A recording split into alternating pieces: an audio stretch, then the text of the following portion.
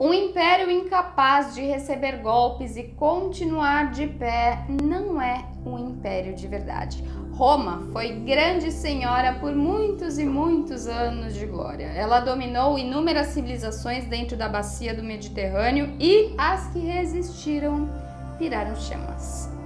Numância foi uma pequena cidade que nunca baixou a cabeça, com seus mais de 30 mil soldados e muita coragem no peito. Mesmo assim, após um ano inteiro cercados, sem alimentos, os numantinos preferiram morte à perda da liberdade.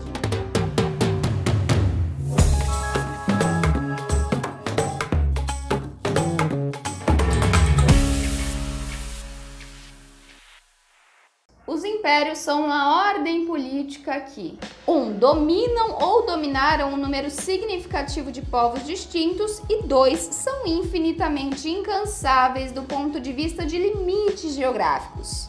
Isso é, quanto mais, melhor. Essa foi uma das formas mais comuns de organização política desde que se sabe sobre história. Construir e manter tamanha rede de poder requer muitas doses de opressão, genocídio, guerra e, obviamente, escravidão. Em contrapartida, as elites imperiais utilizavam dos lucros de ter ganho as guerras para financiamento de filosofia, arte e, caridade. Não faz mais do que obrigação, né, amor? Depois de dizimar, destruir inúmeras culturas, inúmeros povos, o mínimo que você deve fazer é tentar, né, construir, deixar ali uma coisa mais plural. Nem sei se tem como fazer isso. Mas sim, né, não há de se negar que pessoas como Cícero, Sêneca, Santo Agostinho muito possivelmente teriam se tornado artesãos ou algum outro tipo de profissão daquela época se não tivesse acontecido o financiamento das elites imperiais e que também maravilhas como o Taj Mahal nunca teriam sido construídas. São fatos, impérios dizimam e destroem culturas, mas é em cima disso, desse império, dessa história que é criada, que a gente construiu a nossa própria vida, a nossa própria cultura, os nossos próprios hábitos. É difícil, mas não tem como mudar o passado, né, amigos? A mentalidade do imperialista é educar os povos diferentes do povo dele, né? Não é uma mentalidade de dizimar culturas e de exploração, não. Ele acredita que o outro não pode fazer tão bem quanto ele, então ele fala, não, eu preciso ir lá educá-los, né? De acordo com as minhas raízes, de acordo com as minhas culturas. É um belo de um egocêntrico. É bem parecida a história dos Estados Unidos com a democracia, sabe? Geralmente, os imperadores, eles pensavam numa purificação daquela galera que eles tinham dominado, né? Eles pensavam que, não, dominei, agora vai dar certo, eles vão se adaptar aos meus costumes. Mas isso não acontecia, é óbvio. O que acontecia, na verdade, era uma grande mistureba de línguas, de hábitos, de gastronomia. E não pensem que por conta dessa mistura era mais fácil para os dominados de se sentirem em casa ou à vontade ali dentro daquele império, né, que tinha dominado ele. Muito pelo contrário, ele tinha perdido sua cultura e ele não fazia parte da cultura do império. Até porque existe meio que um sistema de castas, né, quando se existe um império. Então, cara, quem era ele? Era um longo e traumático processo de perda e reconstrução da própria identidade que muitas vezes não aconteciam com as primeiras gerações de dominados. Foda, né?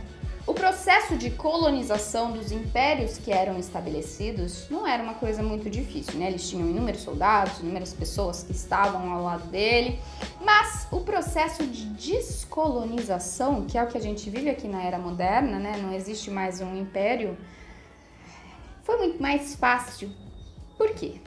Isso, na verdade, pode ser até considerado um processo passivo de reconhecimento e de ambição. Então, vamos pensar aqui em dois dominadores, hoje em dia, e que foram no passado também, que é a América do Norte e que é a Europa, beleza? Quem hoje em dia não fala, não anseia ou não consome alguma parte do costume, dos hábitos dessas duas regiões? E tem mais, Que brasileiro que, ok, pode não falar inglês, mas que brasileiro não conhece a Madonna, né? São muitos poucos, eu tenho certeza. E outra, digo mais, quem não quis ser a Kim Kardashian por um dia ou mais? É muito complexo, né? E isso nos remete até àquela frase, o oprimido quer se tornar um opressor. Esse é um dos dilemas que nos impede de separar a humanidade entre mocinhos e bandidos. Quem são os mocinhos? Quem são os bandidos? Por que a gente se espelha tanto, no fim das contas, nos bandidos? E aí, isso nos faz pensar, né? O que o futuro nos espera? Será que nós teremos um império bonzinho, multiétnico, para fazer racionamento de água, de comida e de ar-condicionado? Seria essa uma limitação do Homo sapiens como espécie propriamente dita e adiamento do seu fim de consumo de tudo e de todos que vem pela frente? Né? Sei. Como diria Harari, durante 2.500 anos desde Ciro o Grande, numerosos impérios prometeram construir uma ordem política universal para benefício de todos os seres humanos. Todos mentiram, todos falharam. Nenhum império foi realmente universal e nenhum realmente trabalhou em benefício de todos os seres humanos. Um império futuro será melhor? E aí, pessoas, tudo bem com vocês? Eu acho que vocês perceberam que eu estou suando, tá um calor do giraia aqui na minha cidade.